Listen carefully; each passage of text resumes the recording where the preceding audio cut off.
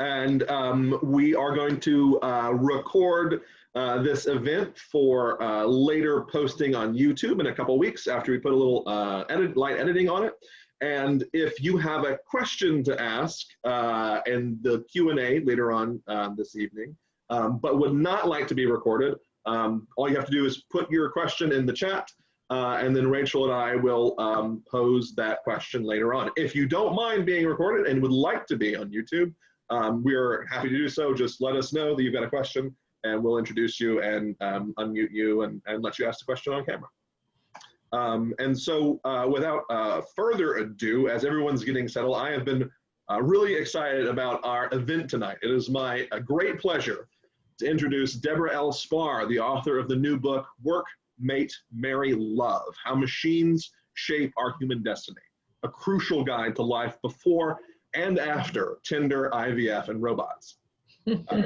She is the MBA class of 1952 professor of business administration at Harvard Business School and senior associate dean of HBS Online. She served as the president of Barnard College and as president and CEO of Lincoln Center for the Performing Arts. Sven Beckert said of her new book, Work, Mate, Marry, Love, by unsentimentally historicizing the most intimate aspects of our lives, Spar's big picture book opens up new vistas for understanding the most consequential changes of our times. And we are lucky to be joined in this virtual conversation by Anne-Marie Slaughter, CEO of New America and a contributing editor of the Financial Times. She's the first woman to hold the position of Director of Policy Planning for the United States Department of State. And prior to her government service, Anne-Marie was the Dean of Princeton University School of Public and International Affairs and also a professor at Harvard Law School. And she's also the author of, most recently, Unfinished Business, Women, Men, Work, Family. Please welcome to Northshire Live, Drs. Anne-Marie Slaughter and Debora Spar. Thank you so much. I have to start by saying that Northshire Bookstore is my favorite bookstore in the whole world, and I'm not just saying that because we're here today. And although I dearly wish we were in the real bookstore, it's a pleasure and an honor to be able to do this virtually. So thank you to the bookstore, and thank you all for being here this evening, especially Anne-Marie. I'm seeing lots of friends online, so thank you all for being here. We're going to keep this really casual. I'm just going to say a few words about how I came to write this book. I'm going to read a very short excerpt, and then Anne-Marie and I are just going to chat about her work and mine and men and women and work and technology, and we look forward to getting you all into the conversation. The book was basically an effort to bring together two literatures that usually don't talk to one another. So there's this whole literature on technology and technological innovation, and it tends to be, with apologies, fairly male, tends to be written by men, and it's all about building things and breaking things and disruption and all that good stuff. And then there's another whole literature on love and sex and families and romance, and those books overwhelmingly tend to be written by women. And what I tried to do is to bring these two literatures together, not just to be provocative, although that was probably part of my goal, but because if you believe, as I do, that technology changes all aspects of our society, and if you believe, as I do, that we are going through a massive technological shift right now, then we need to be concerned about how this shift is going to shape not only our business lives and our work lives, but our romantic lives and our sexual lives and our family lives as well. So that's what the book tries to do. It covers a huge range of territory, from the creation of the plow in 8000 BC to artificial reproduction and online dating and assistive robots, but we'll have plenty of time to get into that. So I'm just going to start by reading this short excerpt. It's from the chapter on reproductive medicine, and it's the very last few paragraphs of that chapter when I'm trying to describe sort of this new world of family making. Remember the Jetsons? They were the cartoon family in a popular 1960s television show, a far-off in the future family living a streamlined and utopian life. Their maid Rosie was a robot. Their dog Astro talked. They lived in a floating apartment in Orbit City and zipped around in an airborne car that looked distinctly like a flying saucer. What the Jetsons got fundamentally wrong, though, was the family. The Jetsons themselves, George, the bumbling but well-intentioned father, Jane, his elegant stay-at-home wife, and Elroy and Judy, their forward-looking but otherwise completely standard 1960s middle-class kids. The technology around them, flying cars, dinner delivered by pill, had changed profoundly, but they stayed exactly the same.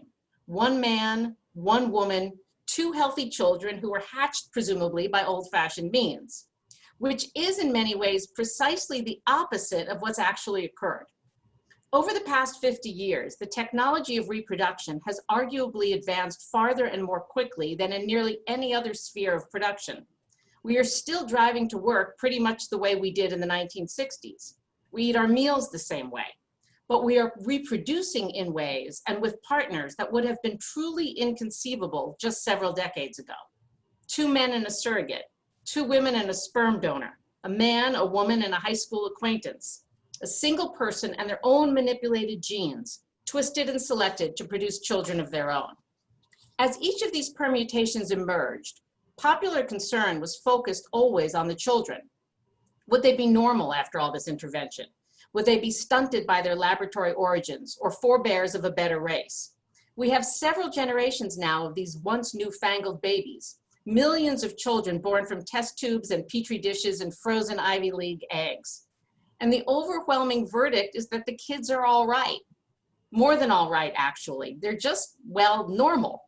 Far from being super kids or signs of their father's progressive parenting stance, Josh and Zoe are just Josh and Zoe, hanging out in the living room and carving their own paths through life.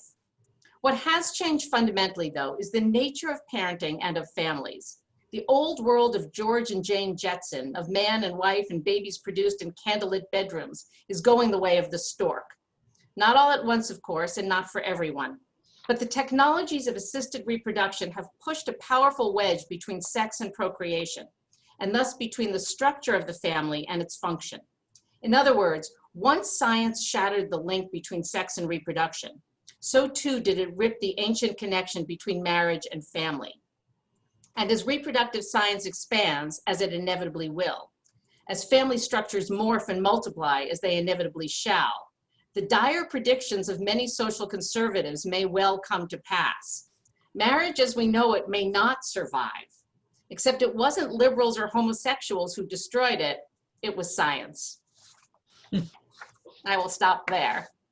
So Deborah, that is my cue, and it's a pleasure to be here tonight. I was saying before we got on that I worked in an independent bookstore in high school, and there's really nothing I'd rather do. I sometimes imagine retiring to that, and the virtual independent bookstore is the next best thing, particularly when we have a wonderful book like this.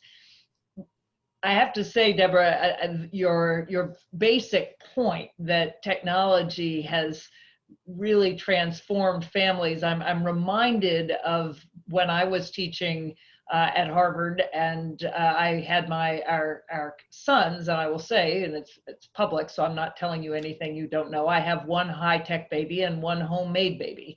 I have an IVF baby and then the old-fashioned way. But I remember looking at the little kids at the Harvard Business School daycare and thinking that if you gave a talk on the birds and the bees, the old-fashioned kind, it would apply to about 2 out of maybe 12 children, to your point, because they were adopted, they were conceived in any number of ways, and that was 20 years ago. So now it would be even more so.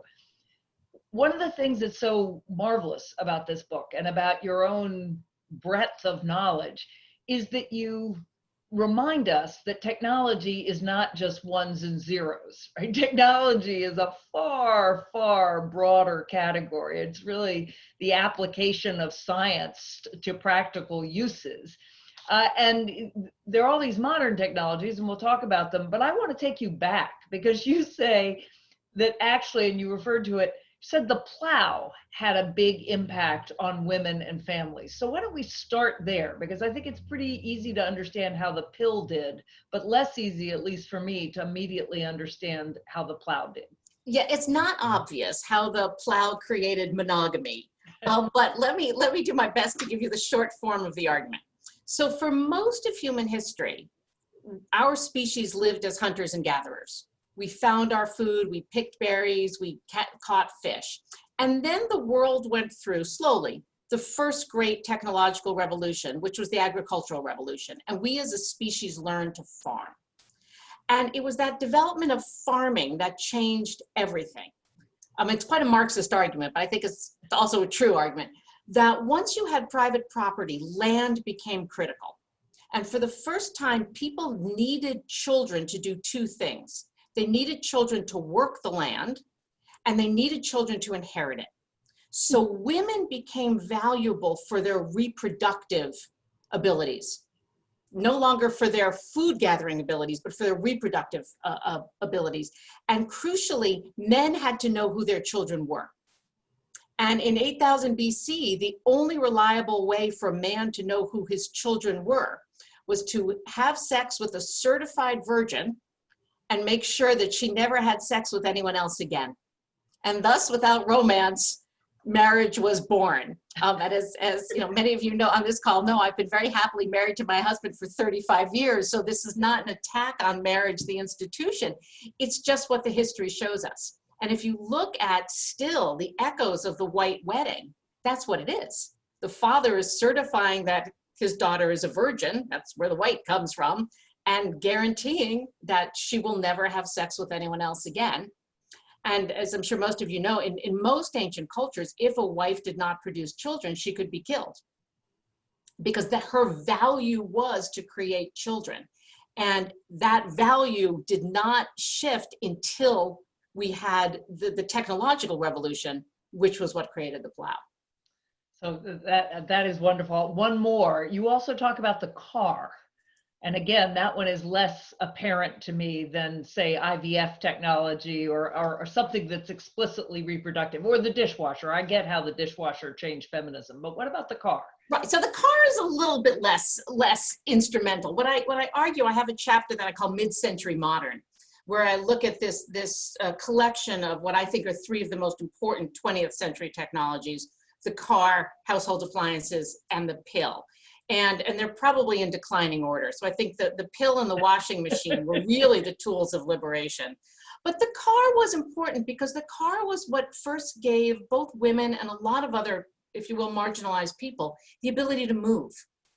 The ability to move without other people seeing them.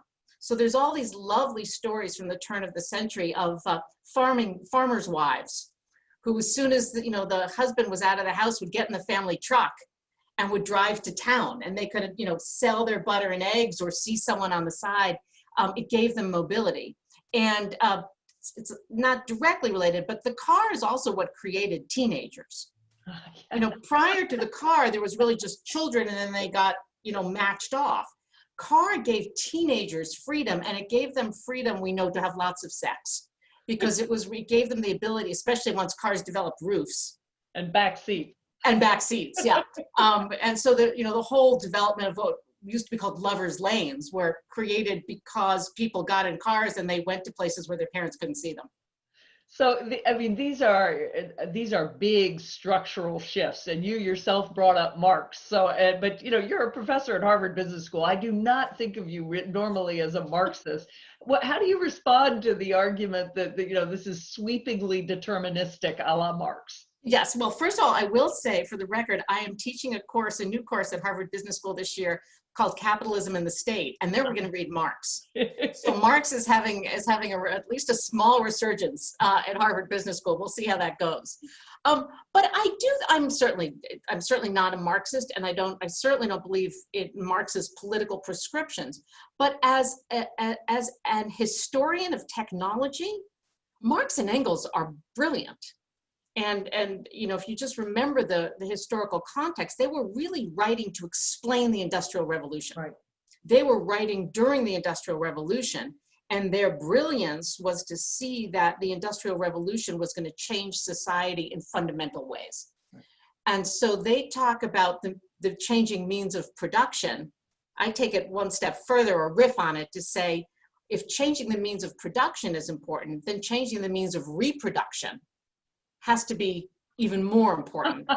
And Engels actually talks about this. Engels has a brilliant book on the history of the family, where he talks about the division of labor between men and women as being the first division of labor in the history of the world. So I think, you know, the book can legitimately be accused of being overly deterministic. And I'll take that criticism, but what I wanted to lay out was this broad argument, not because I'm convinced it's 100% right, but because my goal is really to convince people to look into the future.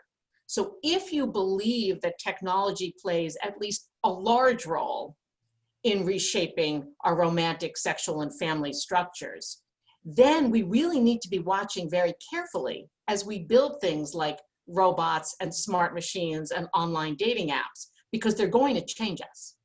Well, okay, so now we've done the car, we've done the plow, let's go forward. There are, just looking around at the faces on the screen, I think I certainly see a number of parents. I was thinking, as you said, that in the olden days, you had kids to inherit the land. Now we have kids so that they can figure out technology for us. That much is very clear. Yes. And that is a function, but you know, I have two sons, you have two sons and a daughter, for all of us on the call. So what should we expect when our children are our age, or our children are in their 40s and 50s? What will be different about how they divide labor, and maybe about how they have kids and raise kids? Well, it's a huge long answer, and I'll just give you bits of it. Give us some highlights. Yeah, we can talk more. So the first thing I would say is that there is an ancient inclination for all parents to worry about the technology that's going to befall their children. You know, every generation thinks that we did it right, and our poor children are going to be, you know, screwed up by cars or contraception or Tinder. Or social media. Or social media. And, you know, history is pretty optimistic that after a period of chaos, we do figure it out. And as I'm fond of saying, you know, the definition of technology is whatever was invented after you were a child. You know, so for us, Zoom is a technology. For the kids who are going to kindergarten today on Zoom, Zoom will never be technology to them. It's just kindergarten. Right. So we normalize for these things. Having said that, you know, technology is evolving faster now than at any other moment in time, except maybe the late 19th century. I think our children and their children for sure will, for both better and worse, live most of their lives, or way more of their lives, exactly as we are right now. You know, or in more an advanced form. COVID has forced all of us fast into the future. And whoever would have thought we could have contemplated virtual weddings or virtual first communions, tragically virtual funerals, but we're doing that. And mostly we find it horrible, but partly we find it wonderful, because people can go to family celebrations of family members who are on the other side of the world. We can stay connected to people far away in ways that would have been, you know, unimaginable, really, even, you know, 5-10 years ago. So I think, you know, in the book, I have a picture of a robot that I like describing. And it struck me when I first started doing these talks that the robot only exists from the torso up. You think, oh my God, that's so creepy. This thing only exists from the torso up. But all of us just exist from the torso up right now. Yeah. Right? You could all be avatars on this screen, and I have no idea. So I think I think our children will have emotional connections to robots in ways we can't even imagine. But we're already seeing the first iterations, both on Zoom and, as I'm fond of reminding everyone, on smartphones. We all have emotional relationships with our phones already, and these will be accelerated. I think for people of my generation, we will probably be taken care of in our elderly years in part by robots. And hopefully that's not because our children have abandoned us, but probably it's because robots will start doing certainly physical assistive care, but also emotional assistive care. So let me stop there. We can go into there's lots and lots and lots to unpack there. But I guess I want to come back to the actual physical for a minute, because there are all the things that we can do this way, and we are doing, learning for many of us working, but certainly not all of us. 40% of Americans are those essential workers that are not online. But even in the home, you know, feeding a child, dressing a child, or a parent for that matter, bathing, all of that is still definitely physical. And what we're seeing right now is women are still bearing that division of much more of that labor, as you and I have both written about. And indeed, your book Wonder Woman, you know, starts with you pumping at an airport, you know, trying to juggle work and family, even with a fabulous husband. But how do we really shift the division of labor? Because I'm really quite worried we're going to lose a whole generation of rising women leaders right now who are suddenly trying to do their jobs online, trying to take care of the kids, and trying to homeschool them or to oversee digital education. How does technology shift the basic division of labor between men and women? Right. Well, I think it's moving in sort of two possibly opposite directions right now. One direction, which doesn't get enough attention, in my opinion, is that automation is taking away millions and millions of jobs. And once again, COVID is going to accelerate that. So the next company that builds a meat processing plant, it's going to be fully automated, right? Because it turns out that human beings are the weak point there. Most of the jobs that are initially going to be lost are jobs that have traditionally been held by men. So just as we have sort of a generation of women who are carrying now this triple burden that you described, we're also going to now have a future of men without jobs. And so we have to, as a society, start thinking about new male role models, not just because the men have to help their female partners, but because the men are going to need things to do.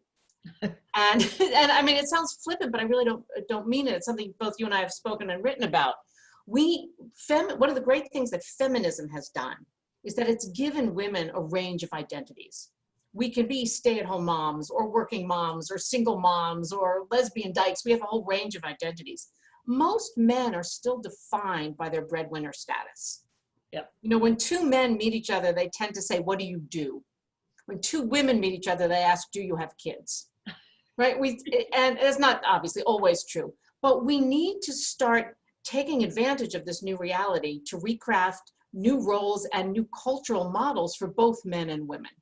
There's a little bit of early data that says men at home are picking up a little bit more of the work now, not nearly as much as women, but the kids are pestering them on Zoom too. You know, they're realizing there's laundry.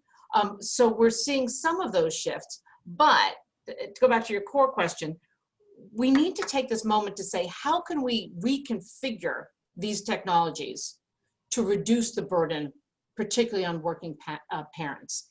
And I think all of us who would have been very worried about, oh my God, my children are being taught by a robot, that's starting to look better and better.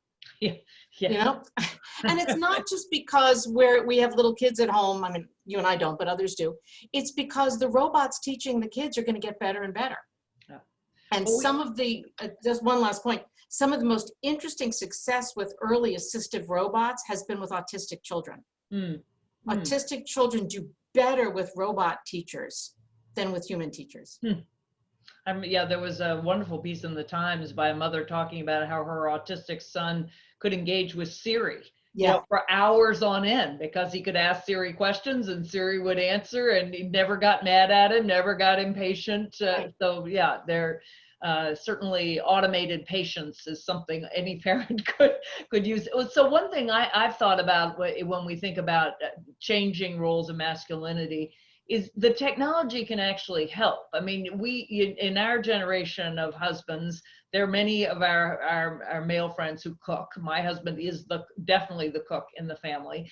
And you get two men together and they'll talk about what size 6-burner gas stove they have, right? The tech part of it is often a big piece, just like cars are. We're overgeneralizing horrifically, but still, there is evidence that as jobs become more teched up, men are more interested in them. So you can imagine as households become more technologically sophisticated, men who are just as lots of men have traditionally been fix-it men in various ways are engaged more with technology. Similarly, like, you know, men used to be the tutors. And I mean, if you go back to the 18th century, there were governesses, but there were men who were tutors everywhere. And you can imagine sort of a digital tutors with sort of new roles. So I do think tech may help there. But so are there ways, when you look forward, that we can sort of help shape some of this or push the evolution of technology and family in better or worse directions? I mean, if you think about this from a policy point of view, or even a kind of sort of advising governments or anybody who is in a position, even CEOs, to kind of shape this world, what kind of advice would you offer? Well, you alluded to what I think is the most immediate concern, and that's social media. So at the risk of patting myself on the back, I made this argument in 2001 about the internet in my book, Ruling the Waves, arguing that the internet had to have rules. And if it didn't have rules, bad things were going to happen. Well, guess what? Yeah. Bad things are happening. And now we're trying to regulate sort of once the genie is out of the proverbial bottle. But we have got to find some ways of regulating social media, partly to protect our children from all the horrible things that are out there, partly to protect our children and ourselves from the incredible peer pressure and bullying that is happening on social media, and most urgently to protect our democracy. So you know, that has to happen like in the next 6 weeks, which obviously it's not. Right. But, you know, we need to rally around some kinds of regulatory policies around social media. And then I think we need to see what's happened with social media and what's gone wrong there to say, okay, what's the next technology that has this same set of possible bad outcomes? I think one of them is assisted reproduction. Oh, that's where I was going to ask you next. I think for the most part, assisted reproduction is wonderful and has brought life and love to millions of people, but bad things can happen. And preventing the bad things is surprisingly easy. You know, we need— You mean like cloning? Well, even before cloning, you know, we need to do what the Europeans have done and say, you can't transplant more than 2 embryos to a woman's uterus. Huh. You know, having, you know, like we all know the story of the Octomom. You know, that should have been illegal. No woman should have 8 embryos transplanted. We need to decide what parts of assisted reproduction, things like IVF that you used, are just basic medical care. Right. And we need to fold them into insurance coverage and, you know, and probably sadly, at least given current technology, put some age limits on it. So you can have, you know, up to 6 cycles until you're 48, and then you can't anymore because it's not healthy. We probably need, or we certainly need, to put limits on the number of children that any man can father through sperm donation. I think, yeah, there are men out there who have fathered 200 children, and that, you know, that's just not a good idea. And those kids don't know who their half siblings are. They, you know, more than you need to know. Anytime you talk to sperm banks, they'll say, yes, somebody may have fathered 200 children, but there's, you know, 7 billion people around the planet. But the truth of the matter is sperm donation is heavily clustered. Yep. In places, particularly where there's large lesbian populations. And so the risk of accidental incest is not huge, but it's just there. So these are things that every other country, or most countries in the world, regulate. So these are easy things to do.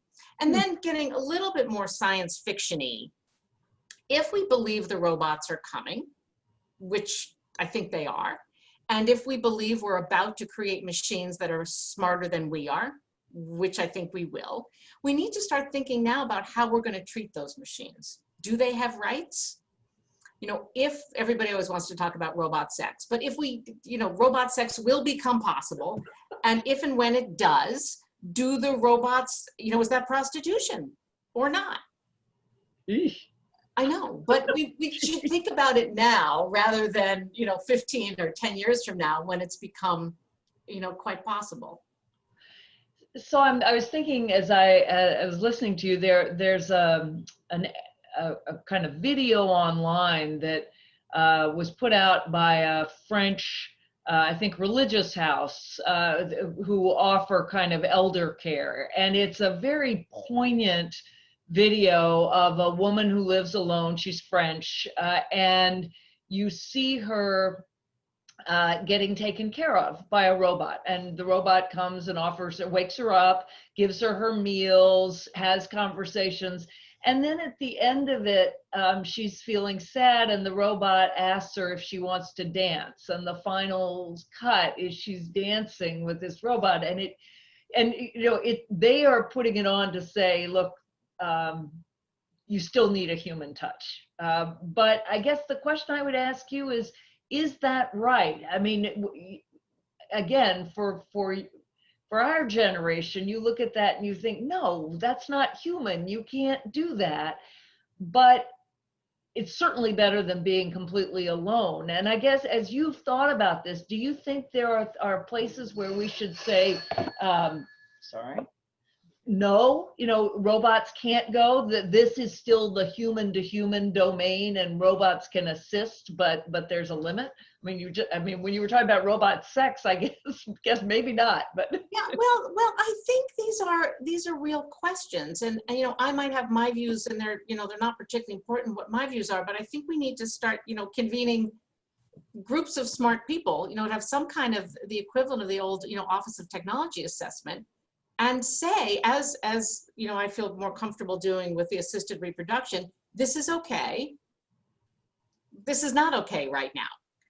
These things, they're not going to happen overnight. But I think we can start putting in place the scaffolding of rules. On the specifics of the assistive robots, I think an interesting analogy is how people think about their pets.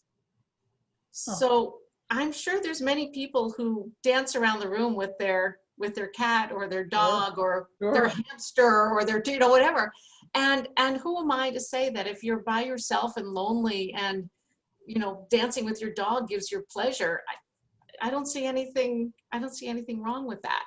And one of the robots that I talk about in the book that I think is fascinating, albeit early stage, is it's a Japanese robot, and it's a robotic seal named Paro. Huh. And it's about the size by design of a human baby. Right. And it feels, it feels the weight is that of a human baby. And the seal doesn't do much, but if you tap, rub his head, he moves his head up. And if you stroke him under the chin, his, eyelashes flutter. And it turns out that that's kind of enough. Yeah. As I say in the book, as humans, we're cheap dates. It doesn't take much to win us over. A little head scratching and eyelashes, and we're yours. But I watched what happened. They used this robot in Japanese nursing homes. Yeah. Japan, as people probably know, has a lot of elderly people and not enough young people to take care of them. So they bring this seal into the nursing homes. Most of the people are very old. Most of them have dementia. And I watched what happened, and it couldn't have been faked. They brought the seal around, and everyone starts petting him, and they cuddle him, and they sing to him, and they were happier. And if it brings some level of joy to people who don't have a lot of joy in their lives, I don't see anything wrong with that. No, and I mean, yes, if you just think about the things that we relate to in our lives, again, even in the last 10 years with our phones and the way we connect to people. The other thing, of course, is a lot of this technology will make care jobs better. So again, if you think about older people, a lot of the things we don't particularly want other people doing for us, all the intimate sort of side of life. That's where not only are robots safer, right? Lifting you in and out of bed or into a bath, it's far safer than a human caregiver, but it's also more preserving of your privacy, which then means the job of engaging you, right? Of the people who have studied, how to give you your best day and how to keep your brain as active as possible. That becomes a better job because you're using the technology for the job, the parts of the job that people are less want to do or have done. Yeah, which I think is. So I want to come back to mating rituals, because I think that's one of the work, mate, marry, love. What do you, so you mentioned Tinder, and my son has certainly used Tinder, and it seems I mean, but I have many. Sounding like an old lady, Amber. I know, but I actually have many friends who have found mates on dating apps, right, and over the last 15 years. But how do you see that changing? Where does the mating part change? Yeah, so I think Tinder and its peers are very important technologies. That again, people of our age tend to sort of giggle at them and dismiss them. They're a really big deal. And I won't have the numbers exactly, but I think 39% of marriages today, of heterosexual marriages, are between people who met on dating apps, and 65% of same-sex relationships are, because it's harder for same-sex of course, to meet other people. So this is how our kids' generation is going to meet their mates, and I think mostly it's pretty positive in the sense that, first of all, people can find their soulmate beyond their own little village or narrow community.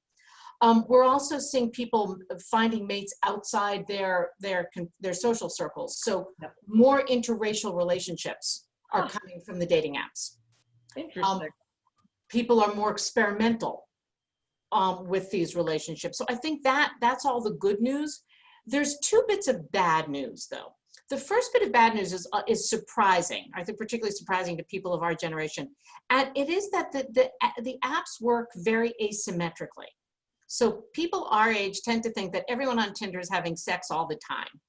It turns out, in fact, that the Tinder generation, if you will, the generation coming of age, is having less sex at their age than any generation since their grandparents. Really? Yes. Yes. And in places like Japan, they talk about now something called celibacy syndrome. Yeah. There's just huge numbers of people who are having no sexual relationships at all. And that seems to be due to two things, but the first is this asymmetry. So on Tinder, on the dating apps, you have to do with the finger motion. People make decisions really quickly, right, left, and some people get way more right swipes. It turns out, perhaps not surprisingly, men are much less discriminating than women are.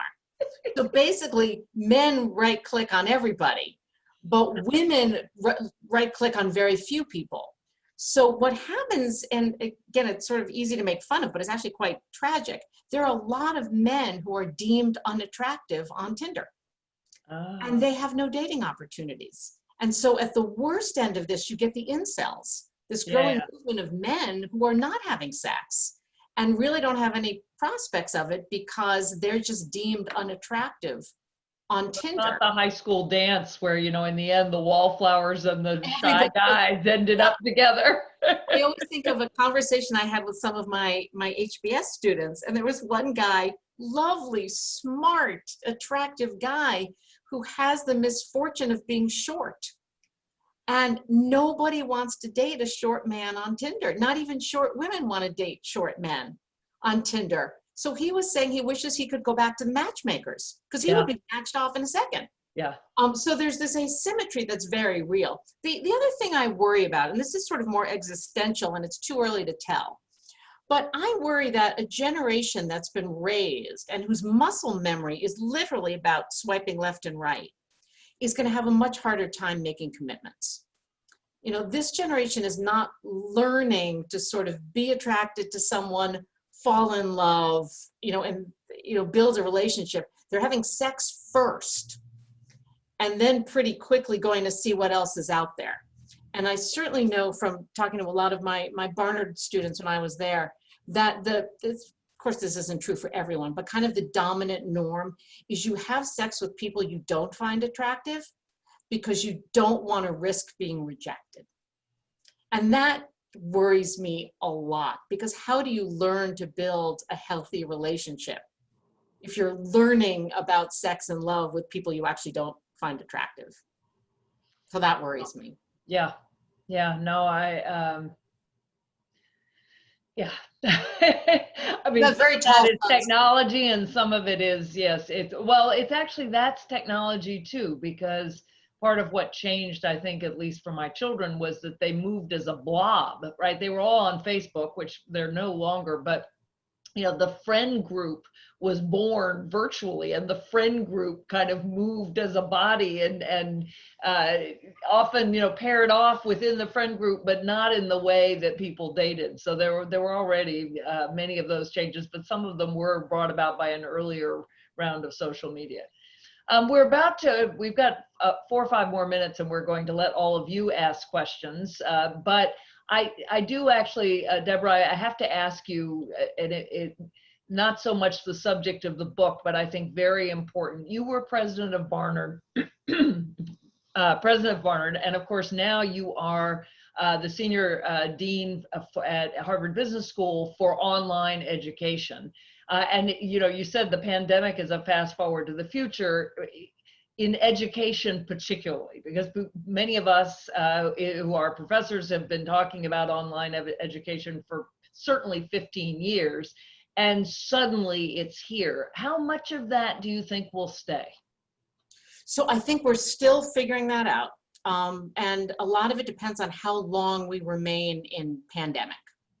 But I think I think this is going to deal a death blow to parts of the higher ed sector. Okay. I think that's already been on the horizon. So Harvard and Princeton are probably going to be fine. But a lot of poorer, less well-resourced schools are going to be in a lot of trouble.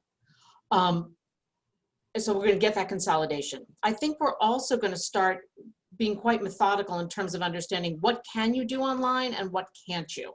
Mm-hmm. I'm going to exaggerate the point here, but I think we may be discovering that the education part actually can go online pretty easily. It's the social part that can't. Yeah.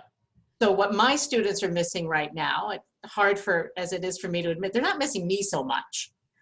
They're missing having coffee with their friends. They're missing, going to the bars. They're missing playing Frisbee on the lawn.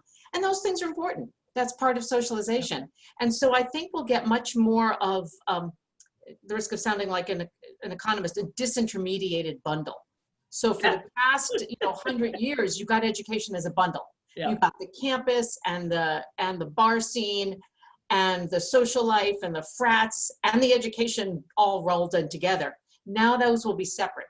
And I think, Harvard Business School online is, we're in an interesting position because we really do think we can sell the education part much more inexpensively and to a much wider range of people. And, there'll be another set of people who want the bundle, but not everybody wants or needs the bundle. And it's funny to watch how things get rebundled. So my son is getting his education online from Princeton down the street, but his social life is his high school social life, because it's his high school friends who are home. They're all on college wherever, but the town, so, to the extent there's any physical social life, it is actually tied to where he lives, not where he learns. Yeah. And that, that's a different kind of bundle. It's re-intermediated in different ways. So I think we see some questions. So I will, at least one just popped up on the chat. Yes, we have a question in the chat from Sarah. She asks, how do politics impact growth of technology? Hi, Sarah. Thanks for the question. Great to see you. So politics sort of runs through everything, and it both drives the growth of technology and then shapes it and is impacted by it. But if you, I'm going to sound again sort of slightly Marxist here, but if you go back to sort of understanding what the drivers of technology are, a lot of them are sort of the foundational politics. So things like, do you have property rights? What are the rules around capital formation? So it's politics sort of at a foundational level, I think, rather than the details. Politics does a terrible job of picking technologies. We have very few instances of a government successfully saying, we're going to develop this technology. But politics lays the groundwork for what kinds of technologies become possible. And then I think the appropriate role for government, as I talked about earlier, is to come in once the technology is emerging and to set up the basic rules of the road. And the metaphor I've been using a lot recently does go back to the automobile. Once upon a time, not so long ago, automobiles were a plaything for the rich. And they had no rules and they didn't really affect many people. But once Henry Ford figured out how to build cars for the masses, then you had chaos because everyone was in the roads. There were no roads. There were no rules. And that's when you need government to come in and create literally the rules of the road. You know, things like speed limits and stop signs, things that we now take for granted as part of the landscape. Those were government interventions. And that's, I think, the right role for governments to play. So, well, is there another question? I've got another question. With a question, considering, I'm trying to form it now as I'm thinking, but we're seeing that with the internet, and we've seen how the government is stepping in and changing certain things. I mean, I remember 10, 15 years ago, a very tech savvy friend of mine was saying it was the Wild West in the terms of the internet. You could download all kinds of stuff, and there was no sort of regulation of it. But we're seeing it change. How often and in what kind of ways does the government sort of effectively step in and sort of regulate things, or how do we move forward with that? Well, I think this is where you're going to see a lot of variation between countries in ways that reflect, you know, their national culture. So the Chinese have regulated the internet since the beginning, right? They never allowed the Wild West on the internet. That never will. So the internet in China is controlled by the government, which is certainly, I think, not what we want in the United States. If you look at Europe, the Europeans like regulation in general much more than the Americans. So the Europeans, I'm making gross generalizations again, but the Europeans are doing this sort of more detailed regulation, things around data protection, things around how companies keep records. So it's very onerous, but it seems to fit, you know, the way they think about regulation. The United States is very bad at regulating. You know, regulation is kind of a bad word in the United States. And we don't get the smartest minds in the country saying, I want to be a regulator. It's just, you know, it's not the culture we have. If I had to make a prediction, what I think will happen in the United States is what's happened with another whole line of technologies. And that is we'll turn to antitrust law. We're pretty good at applying antitrust law, although it's fallen out of favor in the past 20 years or so. But I think we will get to a point relatively soon, presuming that we actually wind up with the government, you know, after the next election, where we will say Facebook has just become too powerful. And rather than trying to regulate Facebook, we'll break it up. That's what we did to Western Union. That's what we did to Standard Oil. That's what we did to AT&T. We know how to do that. And I think we will face these issues. You're starting to see it already. Elizabeth Warren is the most high-profile person talking about this, but serious efforts to break up Facebook, Amazon, Google, and perhaps some others. So there's a question from PC, which may not be the actual person's name, but asking about Harvard Business School's current model and how accessible that is and what's happening now there. I'm guessing the person means Harvard Business School, like on campus rather than online. It doesn't specify in the question. I'm maybe just a general what is happening currently at Harvard Business School?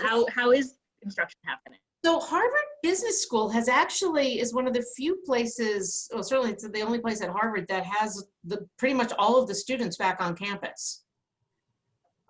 So we have something like 1,500 students on campus right now. You know, we are nervously demanding that they not over socialize. And thus far they've been okay.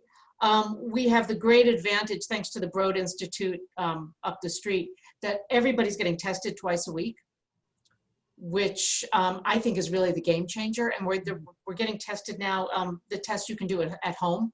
So it's not the intrusive up the nose thing. So knock wood, the rates are really low. And the classes are mostly online, but we'll be moving into hybrid classrooms starting next month. And the hybrid classrooms, I've been sort of helping test them. They're pretty cool. I mean, you can almost see them as being the wave of the future. So we have big classrooms. Every classroom seats like 100 people. So what we're doing is we're putting 25 people in the classroom, and we're putting 75 people on giant screens, I mean Zoom screens, but really big Zoom screens in the back of the classroom. So that's working quite nicely.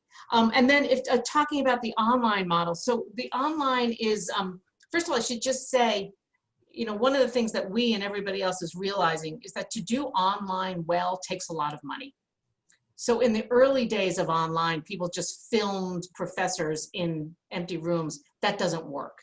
To really do online education, you have to spend a lot of money to do a highly produced, highly interactive course. So they're very hard. It's very hard to create really good content and sell it for free. We may get to that point, but it's going to take a while. But right now you can take a really high quality finance course for $1,500.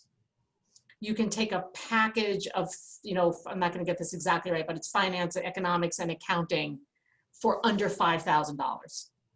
So is it the same thing as getting an MBA? Absolutely not. But my own son is someone who, hadn't gone to business school, was contemplating business school, works in the business world, but rather than going back to business school, before I was in this role, he took the HBS online course and he got finance, accounting, and economics. So it's way less expensive than full MBA. And now what we're also trying to do, and what we've done a lot of during COVID, is to work with populations, undergraduate populations, the historically Black colleges and universities, to really subsidize that price. And like with all kinds of digital technologies, once you get the volumes high enough, you can really start to push the price down. So we're not quite at that inflection point yet, but that's what we're hoping to get to.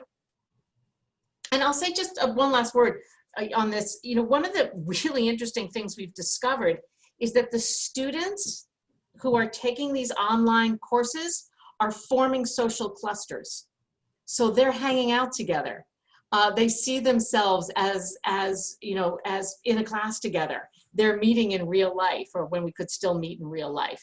And so we may even find that we're getting the social interaction coming out of an online environment. So I always joke, when we get our first marriage, we'll know that we've really cracked the online model. We're not there yet. Thank you. There's a question here from Patricia Shepard. She says, regarding men being out of a job in the future because of automation, I think of the play to the out-of-job male coal miners by a certain political candidate in 2016. Those jobs would never come back because automated, and also because of alternate forms of energy. What of a generation of disaffected males out of jobs as it might play out politically? I'm thinking of as technology is changing now. Yeah, so this is what terrifies me the most in the short term. So like robot sex, I believe we'll figure out. But disaffected, unemployed men makes me terrified. And I think, we see that historically, we're seeing that across the world. When men lose what has defined their identity, they retreat to the only alternatives that thus far we've been able to come up with, which are essentially tribal identities. And you take those tribal identities sort of one step further, and you wind up bordering on fascism. And I think that's what we're seeing in this country. And I think Trump, whether brilliantly or stupidly, managed to capture that energy. And, he's selling people a false promise of those jobs coming back, because those jobs are not coming back. And coming up with a real alternative is way harder than hoping that these jobs are going to come back. And I think, if one could have more truth in politics, one could talk, and Andrew Yang's actually starting to do this in ways that I think are very interesting. Not to endorse him, but I think he's the only candidate out there who's really talking about this. If you say that the reasons these jobs are going away is not because environmentalists are bad people, and it's not because immigrants are stealing the jobs, these jobs are going away because technology is shifting, then you say, how do we deal with a world in which these shifting technologies are so important? Well, then we have to start thinking about things like universal basic income. Yeah. We have to think about things like a more redistributive tax system. We need to think about things like retraining, although the data on that is not as positive as we'd like it to be. But you have to begin by defining this as a technological problem, not a problem caused by immigrants or feminists or environmentalists. But the arguments I've just laid out are much harder arguments to make. And thus far, sadly, they haven't gotten a lot of political traction. So it scares the pants off me. So we're actually running sort of low on time, sadly, because this is fascinating. But I'd like to get in, if we can, 2 more questions, just in the order that they came in. We had Molly ask a question in the chat, and then Mehdi has his hand raised and I think would like to ask a question on camera. I'll have Molly's and then move on to Mehdi. Molly asked, do you think we're primed for an uprising after this major technological revolution? And she poses it, it says it's a very Marxist question. I think we are potentially poised for a revolution here, or for certainly the revolutionary tendencies are out there. I also revert a little bit, not so much to my Marxism, but to my former life studying the Soviet Union. I think we're facing a moment where this country has developed both Mensheviks and Bolsheviks. The Bolsheviks are the ones who think the only way forward is through a revolution.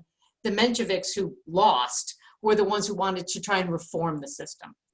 And in part, this is why I want to teach this course on capitalism in the state at HBS, to start thinking about, are there ways we can reform capitalism to make it work better, to make it more just, to make it more equitably, or do you have to blow up the system?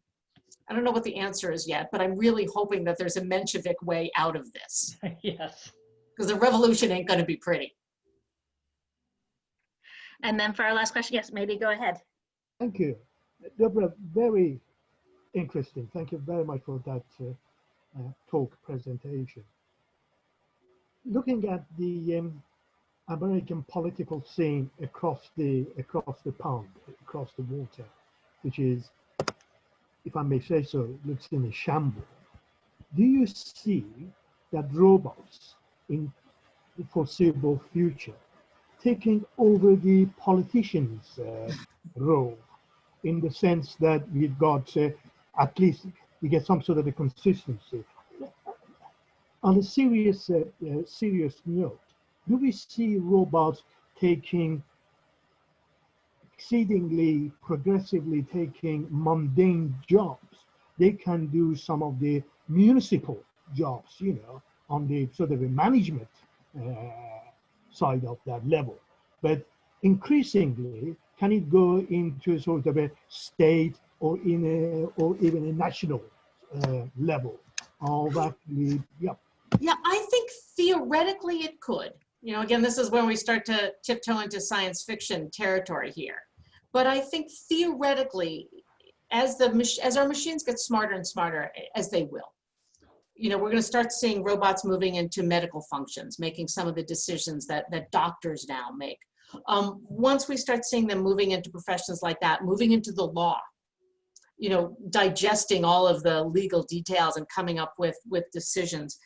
I think it's not a step too far to imagine them moving into political roles. Whether or not we will let them do that, though, it is another question. I think some of us might say at the moment, gee, please give me the robots, and let them make, sensible decisions. But ultimately, both Anne-Marie and I started out as political scientists. Politics is about power. And we as humans, that will be the last thing to go, because we're not going to want to give up our power. And I think in some existential way, that goes back to what rules we put into the robots. Do we want to build them so that they will want power? Or do we want to make that a fundamental design construct that they will be the servants, if you will, but never the masters? Which is probably a very sort of extreme phrase on which to end. Well, I will end on a slightly, if you have not seen the movie Her, yeah, you absolutely should watch it, because it is a great example of what Debora is writing about in terms of an intimate relationship between a man and an operating system and where that takes you. Yeah, and that movie is what now, like 5 years old? But it's fabulous. It seems like we're already there now. Yep. Yeah. And you should buy her book. Thank you. Thank you, Anne-Marie. Thank you for doing this. And thank you all so much for coming to listen tonight. I really appreciate it. Yes, thank you, Debora and Anne-Marie. This was absolutely fascinating, a truly riveting evening. Thank you all so much for being here, and we'll see you for more great Northshire Live events coming up soon. Have a great night, everybody. Bye, everybody. Take care and good evening. The book is Work, Mate, Marry, Love. Thank you.